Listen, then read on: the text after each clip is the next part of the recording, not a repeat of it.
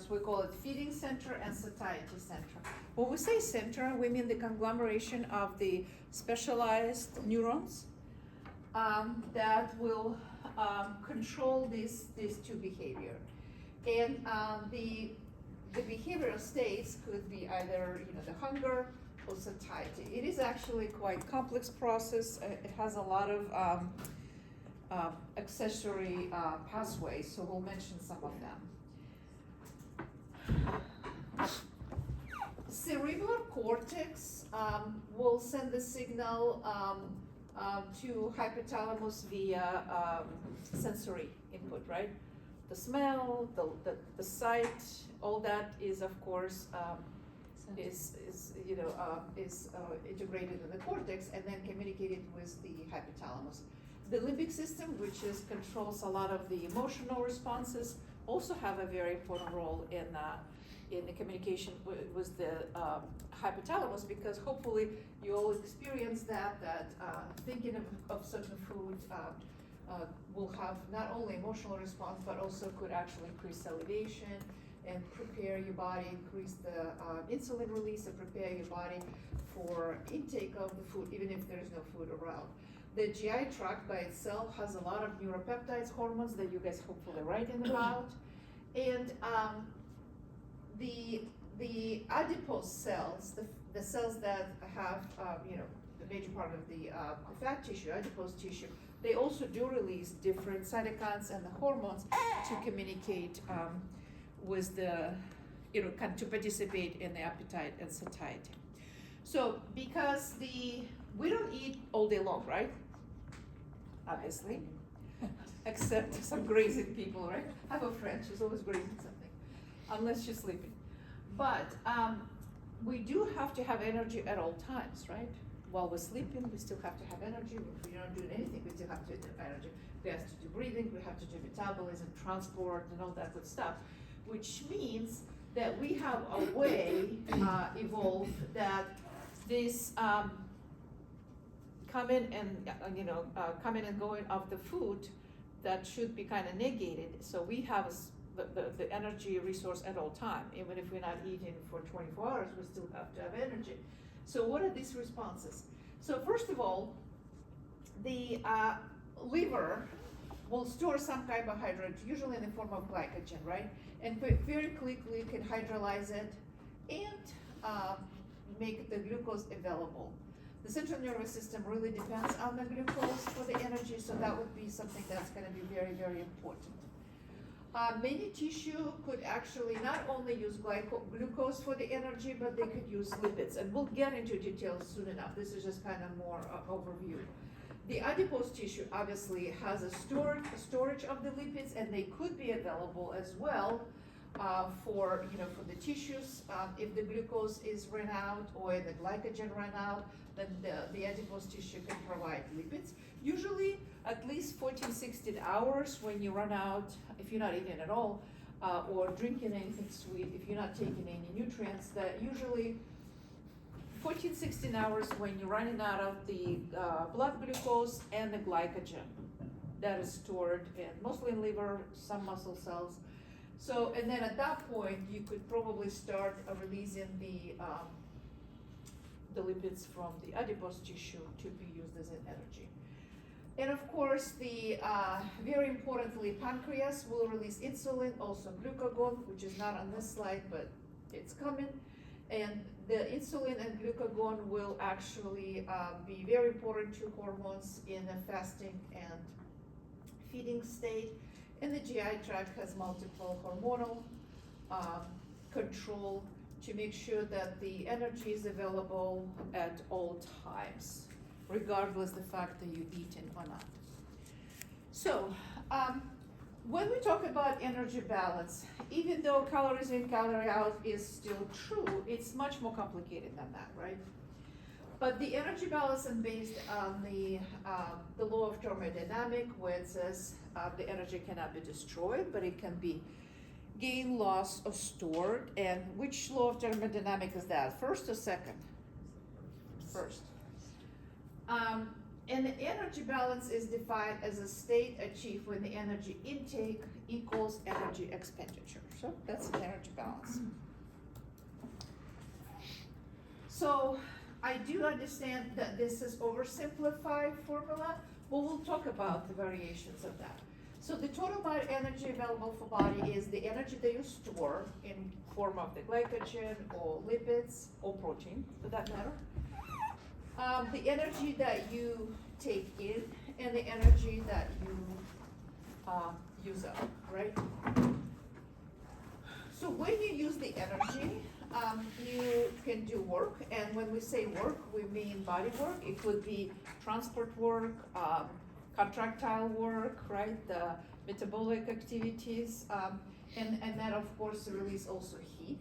So that's also a form of energy. And so here's all this different type of work that done our cells on a regular basis. And so we have a short-term energy storage in the form of ATP. Cells do store some ATP, obviously they make it, they store it. And then, and of course, glycogen and the fats will be then put through cell respiration to make more ATP if you run out of ATP.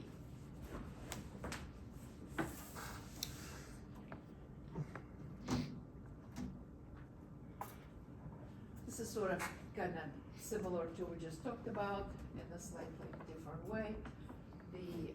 This is the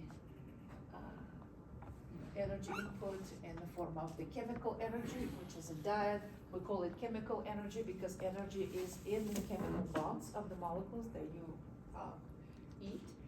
And then a lot of it is used for heat and thermoregulation. And then the rest of it is used for all these different activities that you have to do, throughout the day. Your cells have to do throughout the day, and you of course do. So when we talked about energy balance, we usually a few ways to measure the energy of the diet, and this is a direct method called direct calorimetry. Is where you, 1 kilocalorie is the quantity of energy required to raise temperature of 1 kilogram or 1 liter of water, 1 degree centigrade. So which means you have let's say imagine you have a liter of the water and it's a certain degree, and then you burn in your food, and if that raises the energy 1 degree Celsius, that means that amount of food contains 1 kilocalorie. And if you write calorie with the C, we do mean kilocalorie, right? This is a simple way to describe amount of energy is locked in the gram of the carbs, protein, fats, and the alcohol. Fats are actually, I think, 8.7 kilocalorie, but it's accepted to write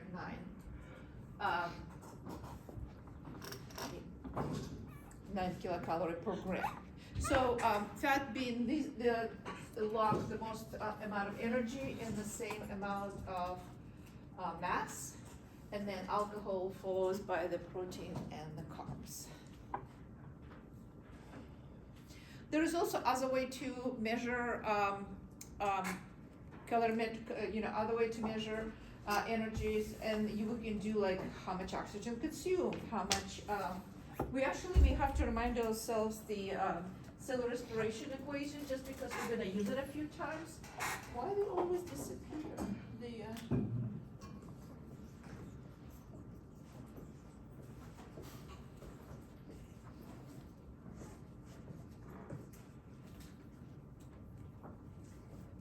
So glycolysis, citric acid cycle, oxidative phosphorylation.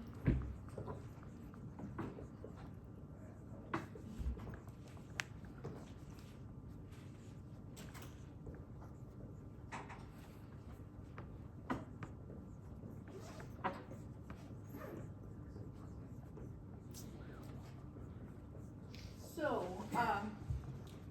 we can measure how much oxygen is consumed, or we can measure how much the CO2 is released, and that also will give us an idea. And some research, it's applicable to use this indirect calorimetry as opposed to just actually burning the foods.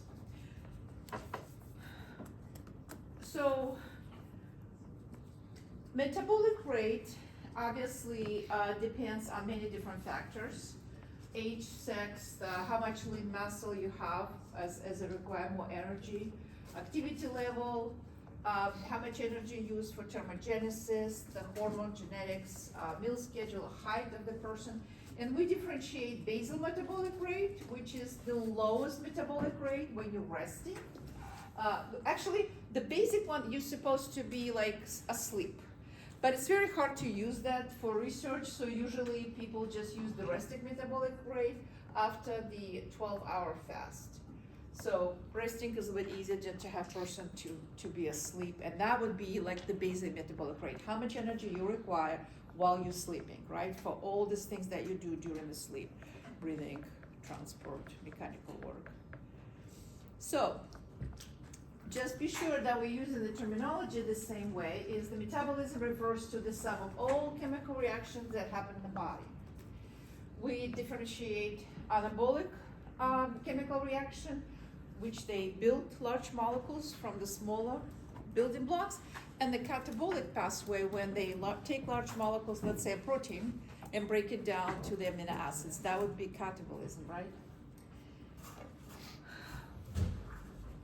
Very often we also refer to, so the fed state and the fasted state, because these two are very important because they have a very different hormones releases, that what happens in the body during the feeding state when you're actually eating. And we also call it often absorptive state because that's where, the nutrient is going to be absorbed. We would usually find insulin level high. We'll talk more about that. And when insulin is high, what's important to realize is that insulin stops breaking down the lipids, breaking down the glycogen. It's kind of signals the body, no need to use stored energy because there is energy coming. So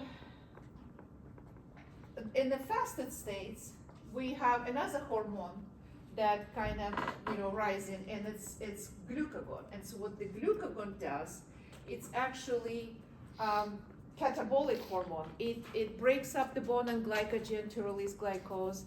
It metabolizes the lipids to use for energy. So it's actually pulling the energy out of the storage to be used, because obviously you're in the fasted state, so then the job of the glucagon is actually break down storage molecules for energy.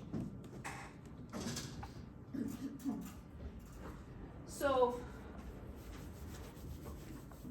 when we eat, right, we could use the energy and then we can store some of it.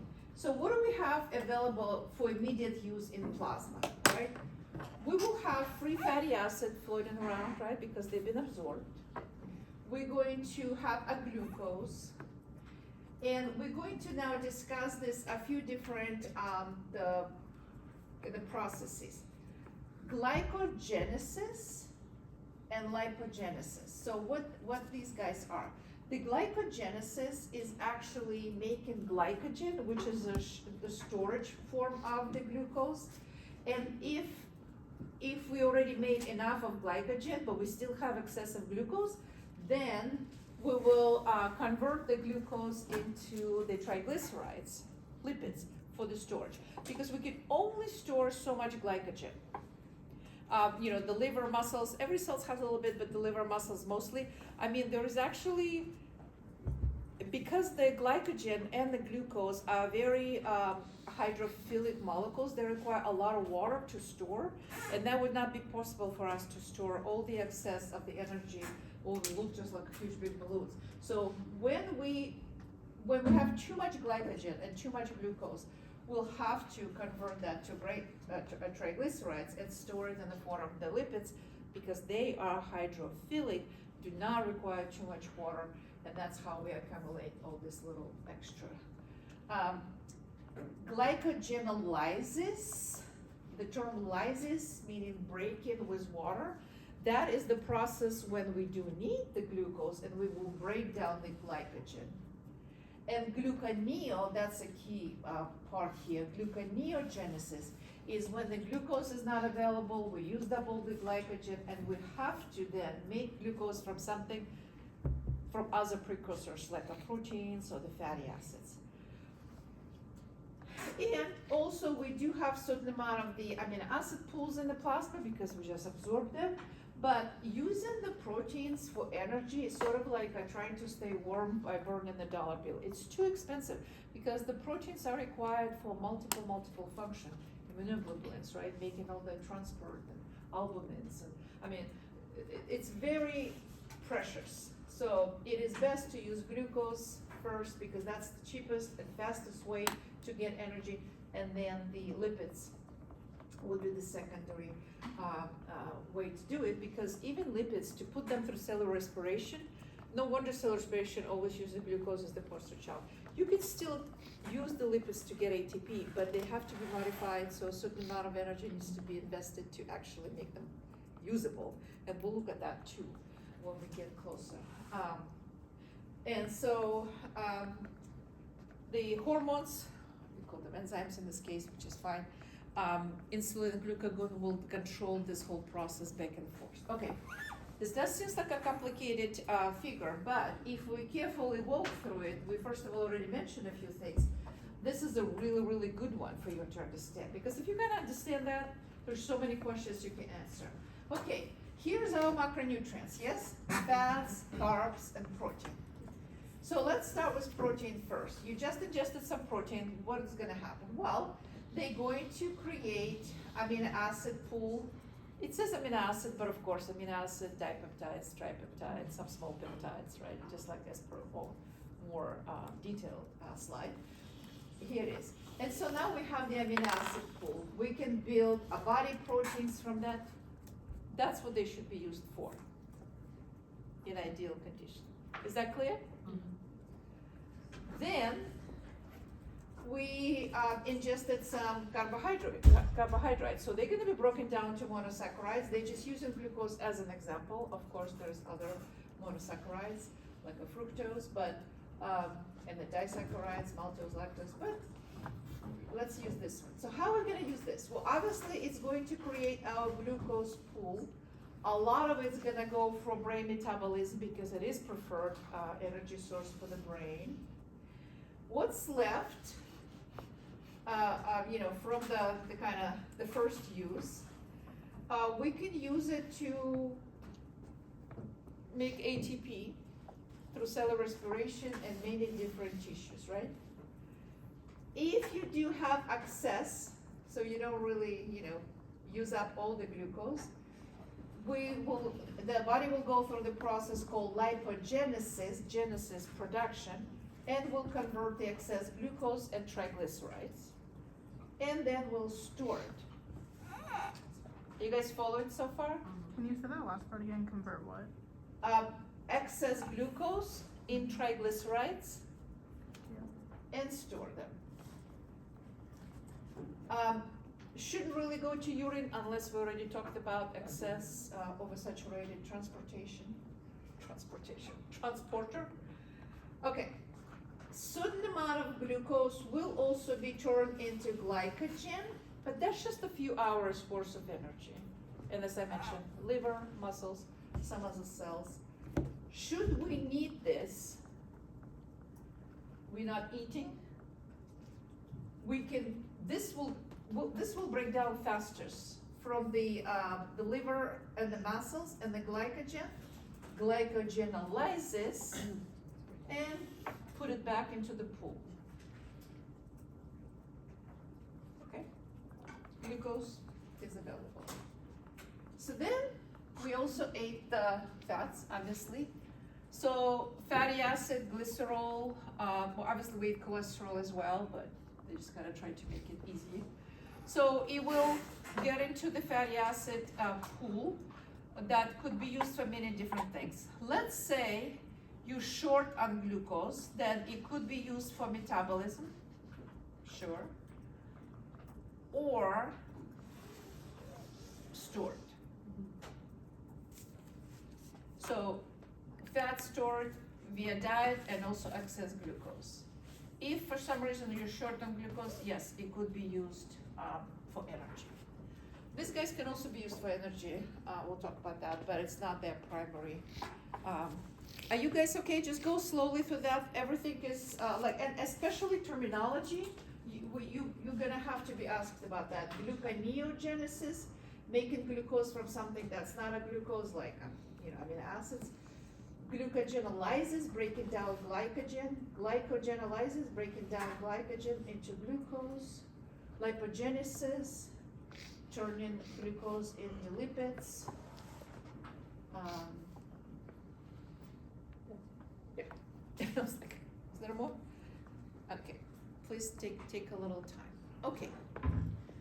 So, as I mentioned, just a little bit more, short-term storage molecule is the glycogen. Liver muscle mostly, but many cells have some. Glucose, extra glucose converted to glycogen by liver, and that's the process, glycogenesis, making glycogen, right? Glycogenesis. The adipose tissue will have a long-term storage. So as we already mentioned, 9 kilocalorie per gram, which is also, not only that it's hydrophobic, and we don't need to dilute all the carbs in water, so we can actually be more compact about it, but it's also much more dense, right? 9 kilocalorie versus 4 kilocalorie. Energy hard to access that only means that you have to modify the lipids before you can put them into cell respiration. So therefore, fat metabolism is slower. Needs adequate water, and then we know that the pound of fat is about 3,500 kilocalories.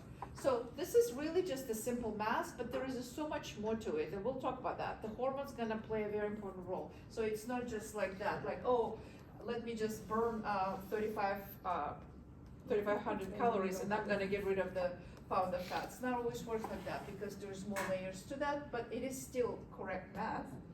And so the pound of fat looks like a can of food, like if you ever, because it is, just kind of to have a visual to, I guess, for that. Okay, so these are the two very, very, very important hormones that you guys need to know. Insulin and glucagon is like a seesaw. During the fat state, meaning you bring in the nutrients, insulin's gonna rise right away, very shortly after the meal. Glucose oxidation refers to the cellular respiration. Because look, if anybody remember oxidation and reduction, glucose used to have 12 molecules of hydrogen. I mean, the glucose had this much, and now this carbon goes here, losing the hydrogen, that means losing the electrons, so it's oxidized. Oxidation is losing, but we're not gonna worry about that. That refers to cellular respiration. Glycogen synthesis, putting away a little bit for storage. Fat synthesis, if we have excess. Protein synthesis is, the reason it's here is because the insulin will also catalyze the production, build in the body protein from amino acid. Because you bring in all this in, right? You eat it. You eat it. So think of this, it's building. It's anabolic, right? You're not breaking down anything. So insulin promotes anabolic reaction in the body. Whoops. So what makes insulin go up? Glucose is a signal. Amino acid is a signal. Feed-forward effect from GI hormones, anticipation of the food, distension of the stomach, there's smells and the sight. Parasympathetic activity, obviously, rest and digest, and sympathetic activity then will inhibit release of insulin. And you want it that way because remember, insulin puts everything away. But the extra is going to be put away. The glucagon is going to release the energy. It's going to move the glycogen out of storage. It's going to break down the lipids. But the insulin puts everything away. And the way to think about insulin, and especially with the rise of the diabetes and metabolic syndrome in the US and other overdeveloped countries, for the lack of a better word, is that the problem sometimes is not with the high glucose, but at least it begins with the high glucose, but then it becomes an issue is that because there's so much glucose, the insulin is constantly released, right?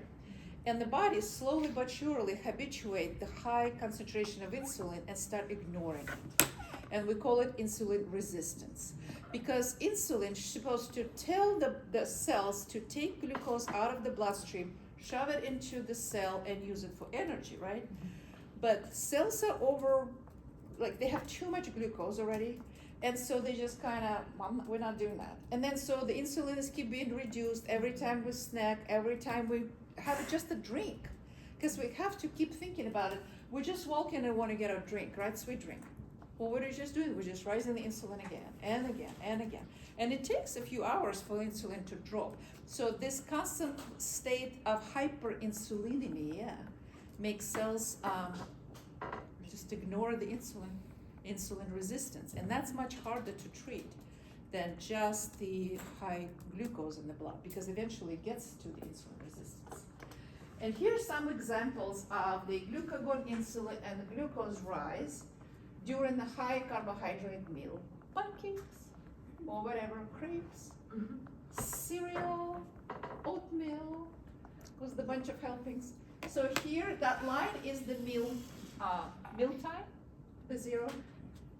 And so very quickly, right, the glucose rises, takes about, a couple hours to come down. Insulin rises almost immediately with the glucose, and the glucagon drops, because let's not get anything out of storage, because this is coming, right? So why should we use what we have stored? Let's just, in addition, when people eat high carb meal, this is the normal rise of glucose that people not diabetic, right? But you can see in the diabetic patients, the situation changes. Glucose rises, like here. First of all, it rises much faster, but then it doesn't drop down for quite a few hours. So the fasting time for the diabetes patients would actually have to be extended to bring the glucose down before you can allow for that to go up again. So very different dynamic, normal people versus diabetic versus non-diabetic people. So here's an example of the secretion of insulin and glucagon with the high protein meal. So you can see, sometimes it has a slight bump, but with this unit of measure, you're not gonna notice that. Because if you test the high protein meal, let's say hard-boiled eggs or something like that, it could be 5-10 milligram per deciliter rise, so it's just not noticeable on that graph. It's a very small rise of the glucose, much smaller rise of the insulin, and then and what's also interesting is the glucagon is up, because it's sort of like treating that as a resource for the building. Yeah. Okay, so this is kind of sort of it all together, I guess. Insulin promotes anabolism. Increased glucose transport in the most, but not all, insulin-sensitive cells, if they're still sensitive. Enhances cell restoration, storage of glucose, enhances utilization of amino acid, promotes fat synthesis. Of course, lots of ATPs being produced. Excess of glucose converted into glycogen and the fats, as we already talked about. Amino acid assembled to protein. Hormones, neurotransmitters, anywhere where they need it to be. And excess amino acids is also converted to fats, which usually we don't, unless some of us, who's eating 130 gram of protein a day. That may go. She's conveniently missing, so I can pick on her a little bit. So then the fasted state. No food coming. Glucagon is heavy. That's how you read this thing. It's a lot of glucagon, right? So the glucagon is puts body in catabolic state, breaking down. Glycogenolysis, releasing the glucose from glycogen, making glucose derivatives would be a better word, not the actual glucose derivative from the other sources, proteins and fats, and of course, using the fats for metabolism and the process called ketogenesis, because the byproduct of fat metabolism is ketone body, and we talked about it many times, right? I think that's very similar, but I found that in the book, so this kind of speaks to a similar situation where we have red. Glucagon drops, insulin rises. Yeah, we already seen something similar already. Okay. So this one, again, don't worry that it's so busy, because the process is not that complicated. So let's say we have either glucose, from the plasma, or glycogen, and we're going to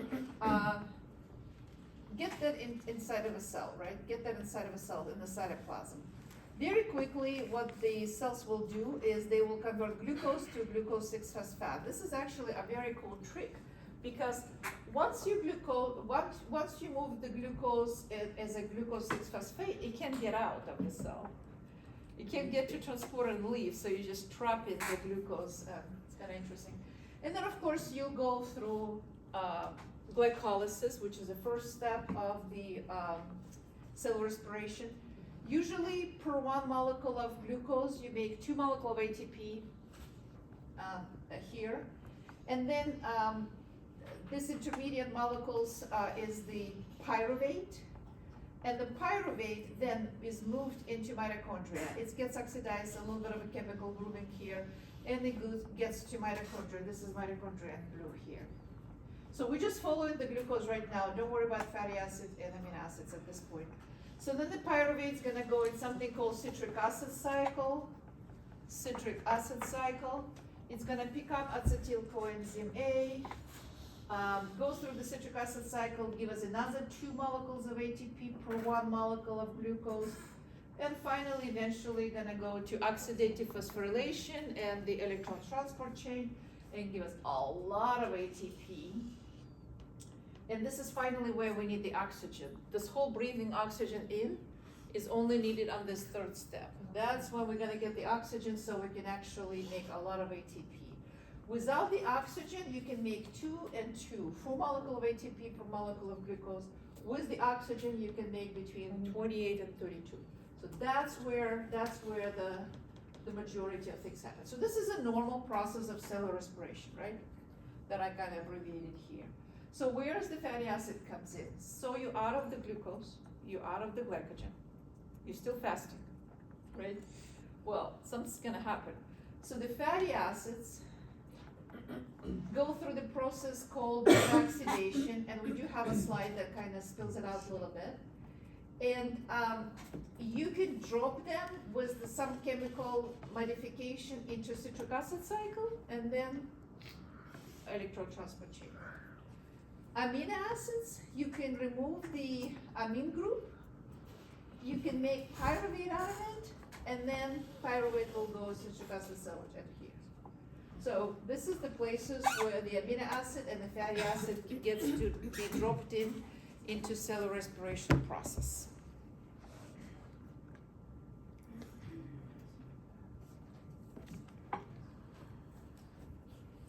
We have covered all of it, but you guys may want to kind of go through that slowly one more time, because it's a nice thing. All right.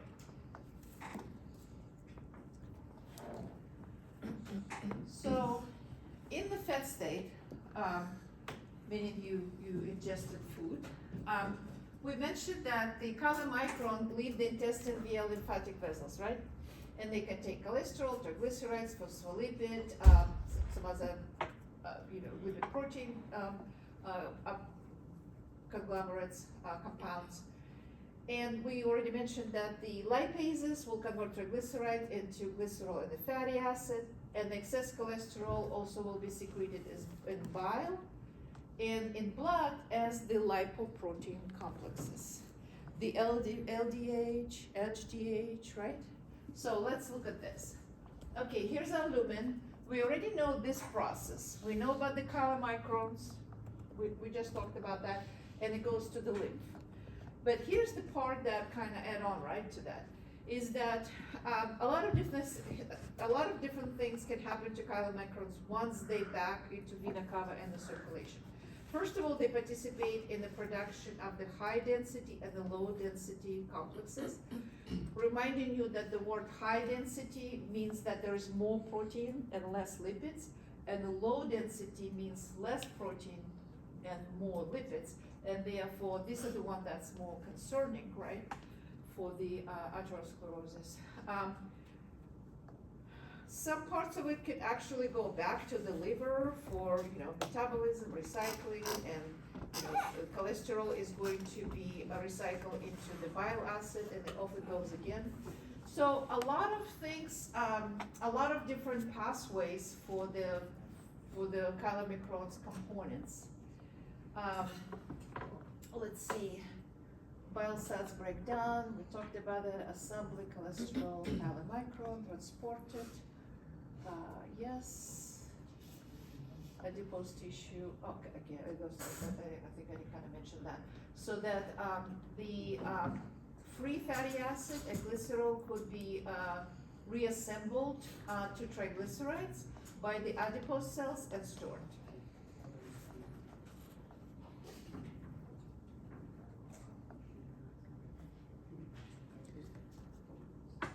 So I just talked to you guys about that. The low density lipoproteins, the relative risk of cardiovascular coronary heart diseases, it does increase as we go up with the LDL. And that's why sometimes people call that little cholesterol. Heart diseases are still the most prevalent reason for mortality in United States. So next time you get your blood work done, check it out for your triglycerides and LDL.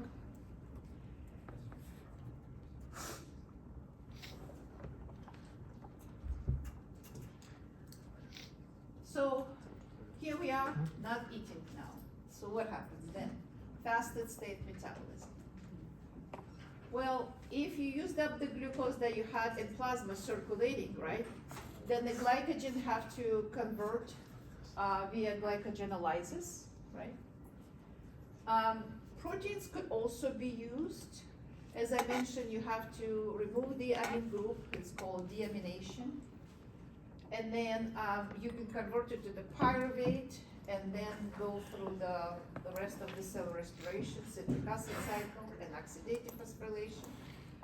But not something that would be a good thing to do to break down the proteins. And fats are much preferred if you're out of the glucose. So lipolysis is the process of breaking down fats. They go through the process called beta oxidation. We do have a slide to kind of look at that a little bit more in details. And they could produce acetyl-CoA that goes into citric acid cycle.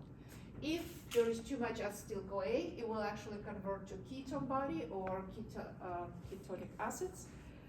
And that's what we talked about when we talked about ketosis and ketoacidosis, because they're quite, the ketone body acid by their structure, and they could lead to metabolic acidosis. And of course, you guys all aware of the ketogenic diet that are high in protein and fats, low in carbs, and they will put the body in the state of ketoacidosis. So this is what happens to these triglycerides in fasting state. So when the lipase is digested, the glycerol could be used in glycolysis, which is the first step. But then fatty acids, they go into mitochondria and they go through the process called beta oxidation. And they are broken down to these little units. This is like the little dots are carbon, they literally look like um, saturated carbon chains with the hydrogen. So carbon, carbon, carbon, hydrogen, hydrogen, hydrogen. That's what they really look like, the ends of the fatty acids. And so these units, each one, these little dots are actually the carbon. So they break it down to these little acyl units, and they could then pick up coenzyme A and become acetyl coenzyme A, and then feed in the citric acid cycle. And then, of course, in oxidative phosphorylation. So that beta oxidation is the way to get fatty acids into cellular respiration process.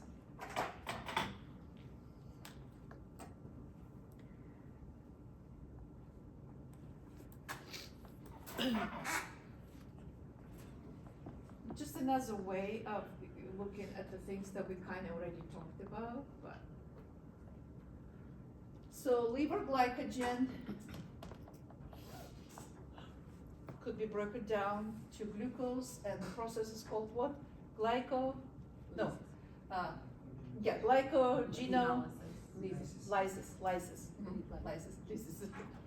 Lysis. I know. I have to also watch it now to switch to the Slavic version of it. So the fatty acid that's also could be stored in the liver, obviously, like fatty liver, but of course in adipose tissue, of course, as well. Could be broken to the fatty acid and glycerol, and we just talked about how they could be used for gene production. The proteins could be deaminized and used for gluconeogenesis, and the fatty acids also glycerol gluconeogenesis, right? So making the glucose from something that's not the glucose. And then brain will be using mostly glucose. However, brain is actually capable of using the ketone bodies, the product by beta oxidation. And in fact, I don't know if I mentioned to you guys or not, I have seen some reports where they were putting people into ketogenic diets to treat epilepsy. I was gonna ask you about that. Yes, there's been some success. There's been some success when they switch from the glucose source to the ketone body source for the brain.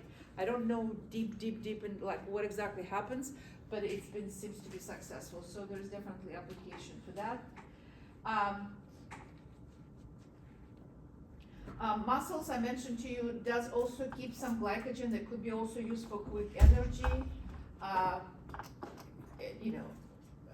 Obviously, but the proteins, muscles could also be, of course, broken down, but that's only in extreme fasting states when you kind of used up all your glycogen sources, all your lipid sources, and the body will have to release the proteins and kind of use up your muscles. I was reading the book right now about the guy who was 76 days adrift, and then I saw the news like a couple weeks ago. Do you see that? There was 95 days adrift. The fisherman was lost, found alive. I don't know his story very much, but the book that I was reading about, this is a guy from Maine here, and he builds boat, and he participated in some kind of European race, and then he was going home solo on the boat that he made from the Europe across the Atlantic, and his boat capsized like on a day 2 or 3, and he was on the raft for 76 days. Well, he was describing very vividly how his muscles were used up for energy. He really lost a lot of muscle mass. And it was interesting because he was still fishing, not very successfully because he didn't have much stuff, but he did constructed some kind of a spear. But the fish has to come pretty close. He was gonna dry them up. Oh. Water was a big issue. He did because his boat did capsize, but there was a moment where he could get some stuff out of it. So he got his raft, he got his desalination little thingy. He was making water. Drips it out. Wow. Like he has like a Tupperware attached to his desalination little device. But it looks like his major issue was like eventually he was able to get water going, but still it was like a drink an hour. It was like very ration. But and he was able to fish, and but the part that I was really so scared for him is that it's like anything is an island in the ocean, right? So his raft was like an island. So there's a lot of barnacles underneath, and so there is would fish try to poke on that, and like breaking that raft would be the end of it, right? And he looks like he had multiple layers, and some of them collapsed. So he was at the end was pretty much on this one rubber layer, like his body all like this, and I was like. And then the shark was keep nibbling, and he talks about how he can recognize different fish nibbling his body. And I was like, I would probably just lay down and say whatever happens. I'm not fighting this anymore.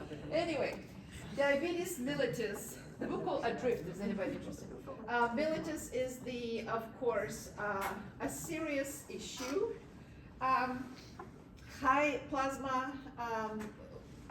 Hyperglycemia, and it is considered to be epidemic at this moment because the prevalency is so high, and it affects a lot of different things.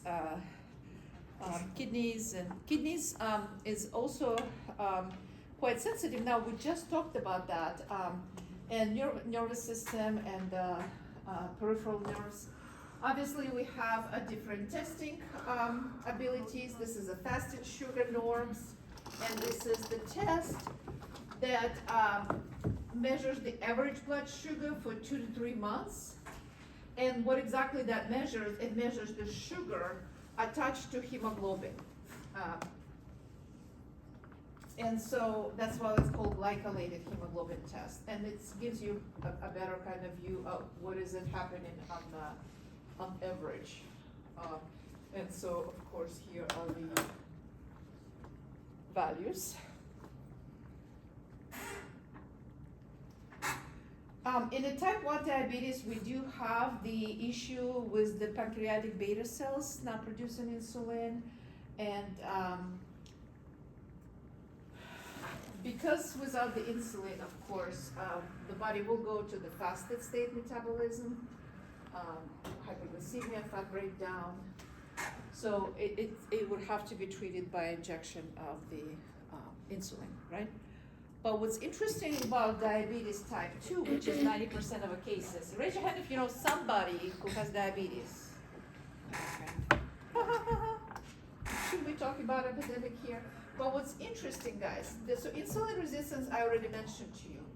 But the other thing that I've noticed lately in research publications that at certain point, chronic type 2 diabetes could actually get converted in the type 1 diabetes, meaning that beta cells of the pancreatic islets are so overexhausted they actually become deficient, and they become sort of like the type 1.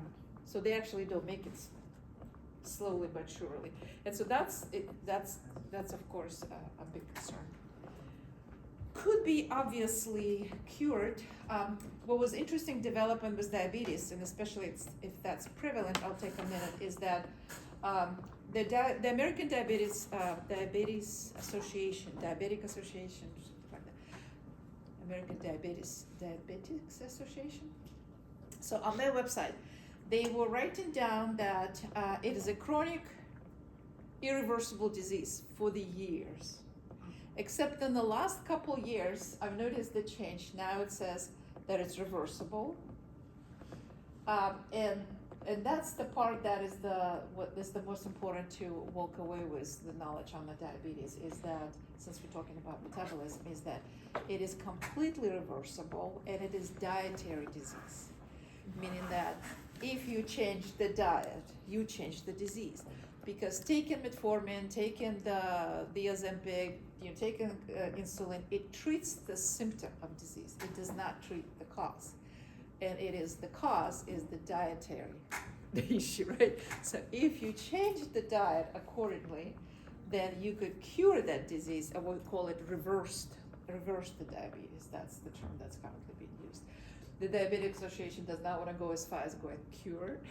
There's so many rules, but it is reversible. All right. You probably heard of the term called metabolic syndrome. Metabolic syndrome includes a presence of type 2 diabetes, obesity, atherosclerosis, high blood pressure. And unfortunately, a lot of people over 50 and 60 in developed countries display all the above. And that's why we call it metabolic syndrome, because the multiple organ systems gets involved. So central or visceral obesity is a very important factor, so that's a measure in the waistline. Blood pressure over 160, 130, fasting glucose over 110, high triglycerides, and low HDL. All of the above then make the metabolic syndrome. So, and that's of course very expensive to treat. And if you ever seen, guys, amount of not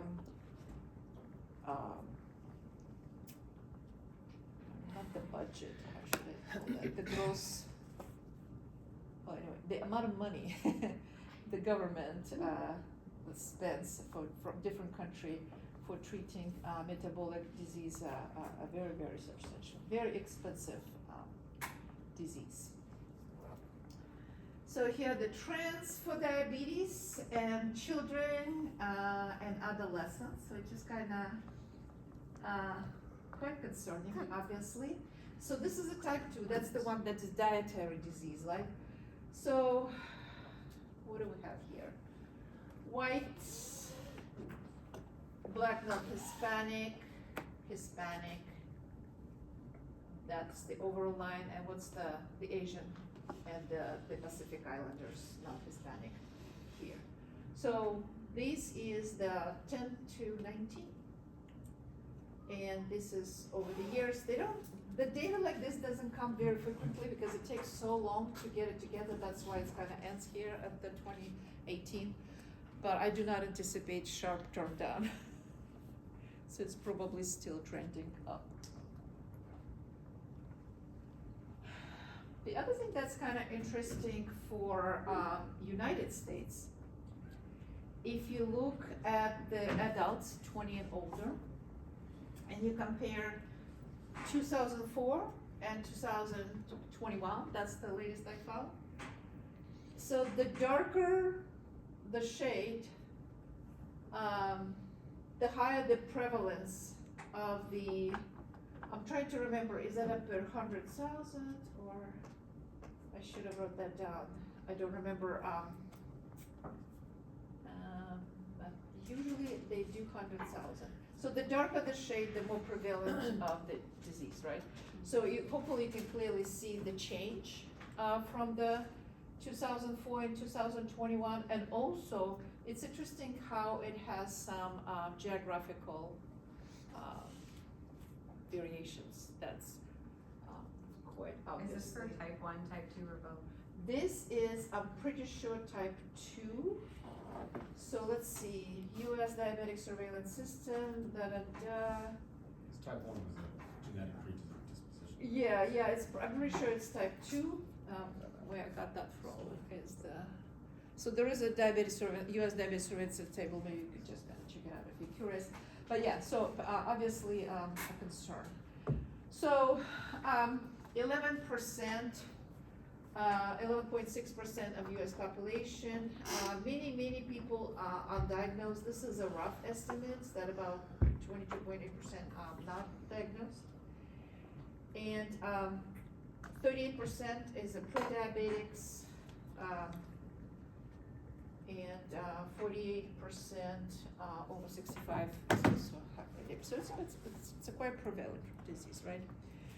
So this is just for fun. All right, you guys. I do have some questions, but I think it's okay for today. So then on Tuesday, we'll do the question of the day for chapter 20. And should we go to 20